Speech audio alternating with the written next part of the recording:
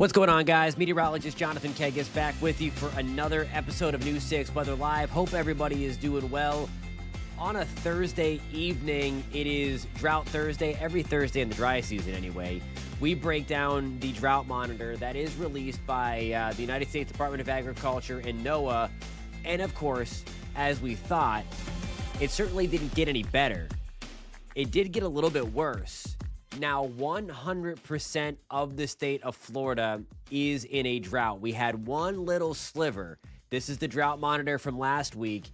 And basically right here in northern Brevard County, that yellow shaded area, that little blotch last week, that was the only spot hanging on to abnormally dry conditions. Not technically a drought yet.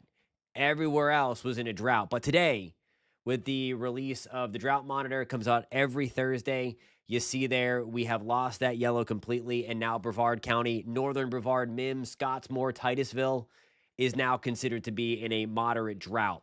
So obviously not good news going forward that the drought has once again expanded with no rain across most of the state of Florida throughout the course of the week. Now we'll take a closer look into central Florida. There's a lot of red on that map, and that red is extreme drought.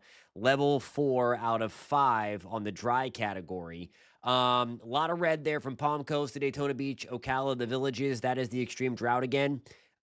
More red in southeast Brevard County. That includes us and Mico. It's kind of bleeding in from the north, the drought, and then sinking up, lifting up from South Florida as well. So obviously not the greatest situation. Again, this is something that we would typically get ourselves into at the end of March, April, like as we have accumulated most of the dry weather from the dry season. It's crazy to see this still in February. Yes, it's the dry season, but typically we're building and building and building. We are going right off the bat. Keach Byram Drought Index. Now, we get these numbers every day. We're just kind of running to compare how the drought is progressing day by day. And this is something that we look at. I show it every night in the show, but especially because it's Drought Thursday, as this has become. We're gaining about 5-ish points a day. So, Marion, we're still well above the burn ban threshold is 500 for perspective. So the higher the number, the drier the soil. And while we have burn bans throughout a lot of the state, even though we may not be at 500 because of the soil moisture content, it's because of everything that has been killed from the freeze. So if you're just finding us for the first time tonight, I'm meteorologist Jonathan Kegges. We're here every night, Monday through Friday, 9:30, to talk about the weather across the state of Florida and across the country. But it's basically here. So if you're tuning in from the Panhandle or South Florida, we have you covered as well. If you enjoy talking about the weather and stuff, hit that subscribe button. Again, we're here for the show, and it's interactive too. So post in the comments where you are tuning in from tonight. There's been brush fires popping up all over the place. We had 2 more pop up in Brevard County today, one in Melbourne, one in Mims. We have a really, really big one in the Everglades, and so much so that some of that smoke is drifting up into central Florida. Of course, we have some smoke across the central part of the state anyway because of our own brush fires, but now we have some big time stuff. What this is here, this is a model of showing where the smoke is going to go, and the brighter the colors, the thicker the smoke, and the closer to the surface that smoke is. So this is the big one right down here toward Alligator Alley. Again, just some crazy, crazy fire down there. Gigantic fire.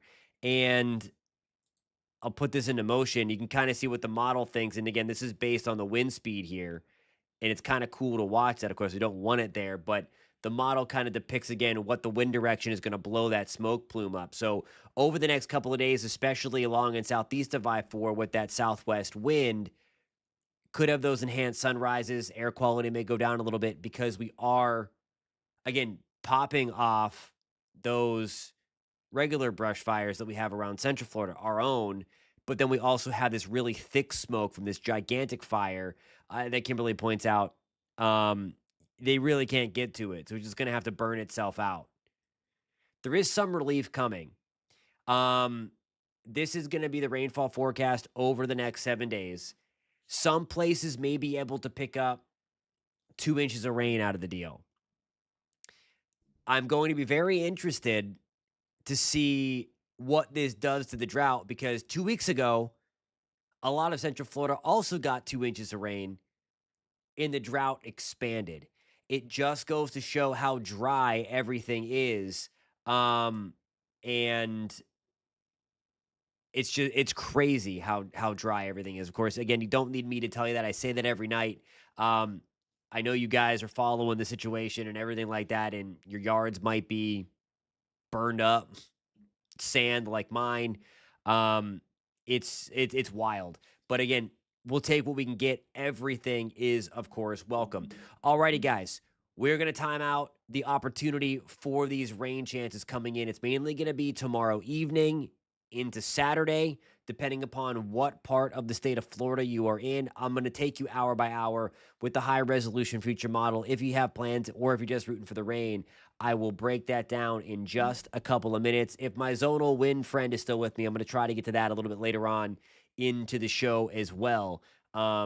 As we come back from this short 3-minute break. Stick with me. I'll see you then.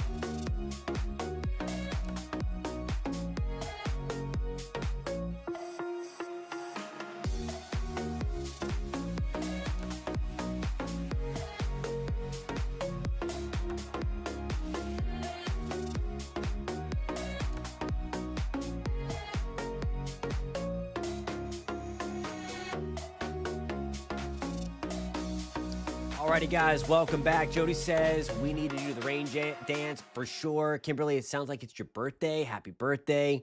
Hope everybody's doing well. Hey, Jennifer, how's it going? Elizabeth, good to see you. Hope everybody is well tonight. Okay, so we all came here because we are tracking some rain chances for sure, or just to hang out and talk about the weather. Either way is fine.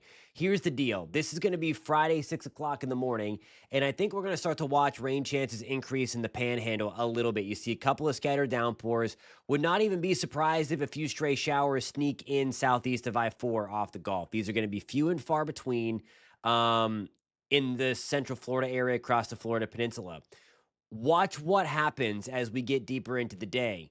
We have this little cluster of thunderstorms try to develop in the central Gulf and then push to the east. So this is 11 o'clock on Friday. We also have this stuff directly related to the cold front that's coming through, increasing rain chances for the panhandle. So let's take this further out now in time. This is going to take us into the early afternoon. This is Friday, 7 o'clock now. And we do have a decent shot from about Jacksonville down to St. Augustine into Palm Coast, back towards Ocala for some really beneficial rain into that 6, 7 o'clock time frame on Friday. That's tomorrow. Then you see this push in a little bit more, and we bubble up a few extra scattered thunderstorms as we get into the day on Saturday. That's 7 o'clock in the morning, a few stray showers around.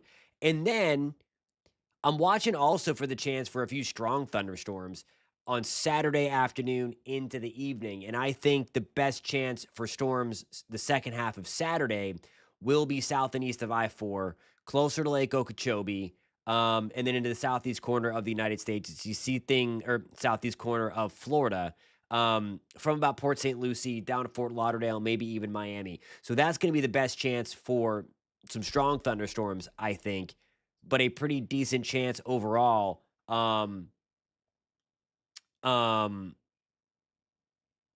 Is going to continue to bring us those rain chances. So again, that is Friday into Saturday.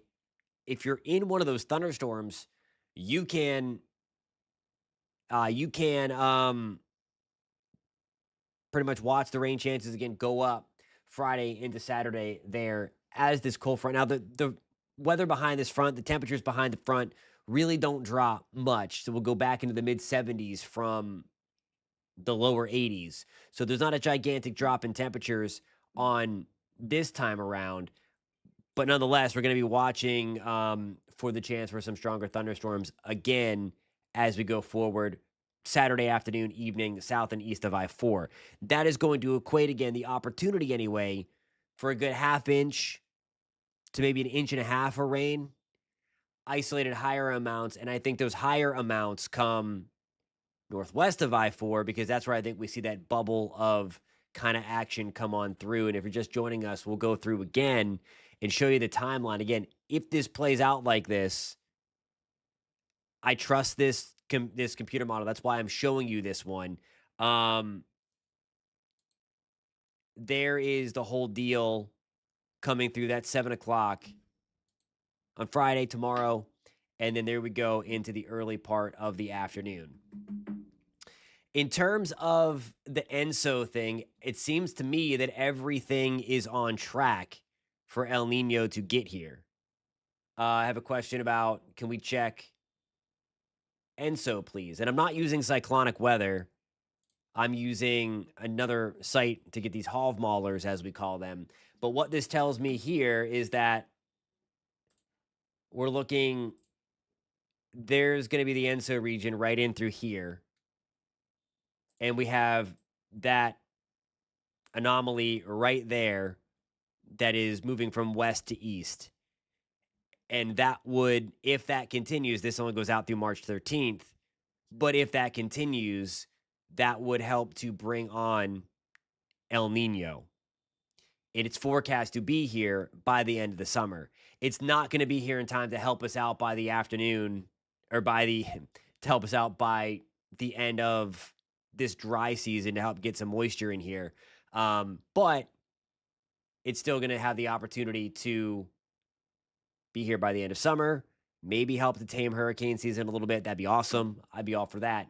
But that's what it looks like now. I think everything, if we'll have to see if that continues to build, but there is your anomaly as we get towards the second half of March. It's kind of been status quo so far. There's been some kind of sloshing back, but I think if that holds, that's where we get that water pushing from west to east because we have the wind going from west to east, and that will allow the warmth to kind of slosh back towards South America. It depends upon what beach you talking about. It depends, because I definitely think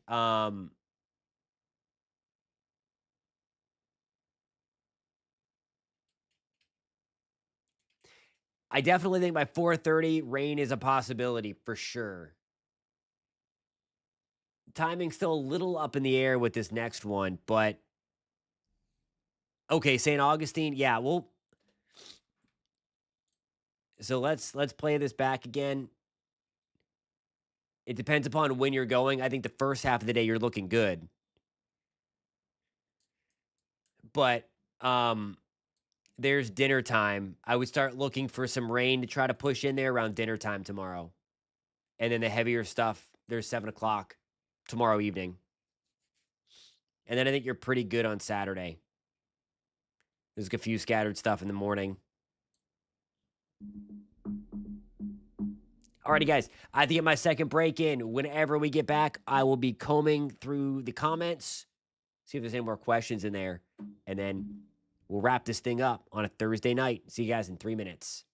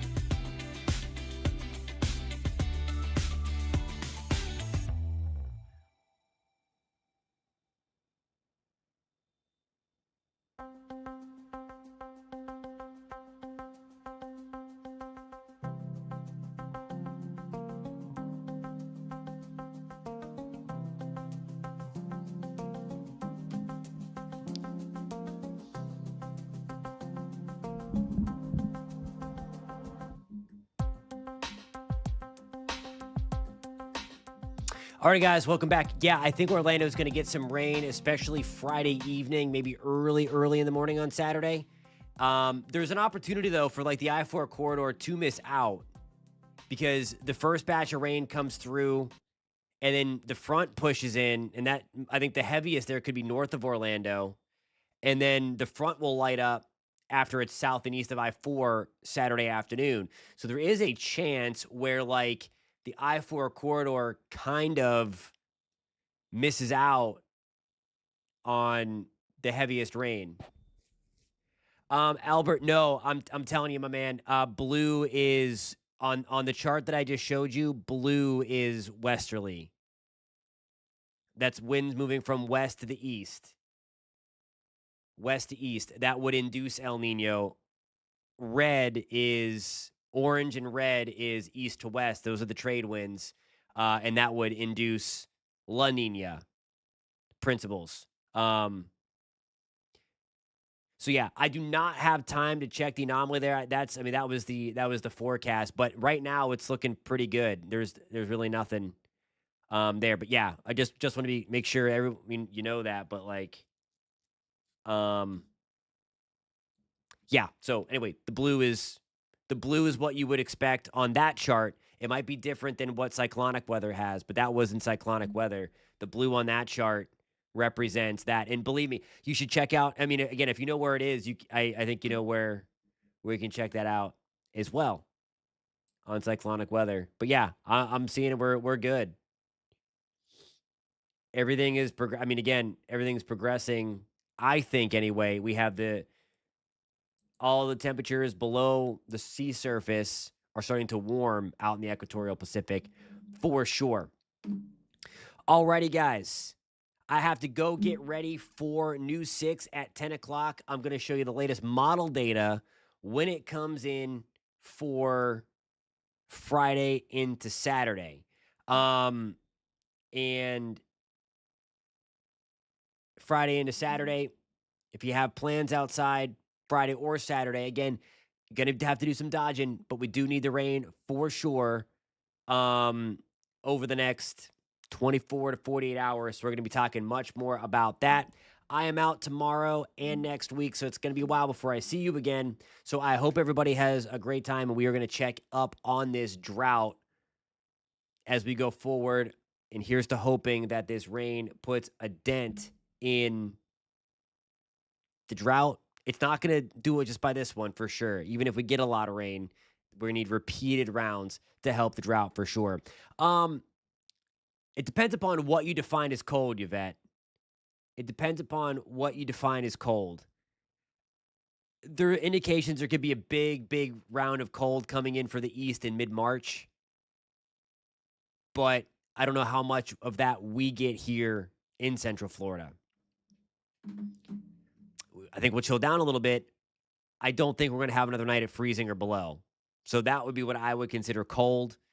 Maybe flirting in the low 40s again. But nonetheless, something we are going to watch.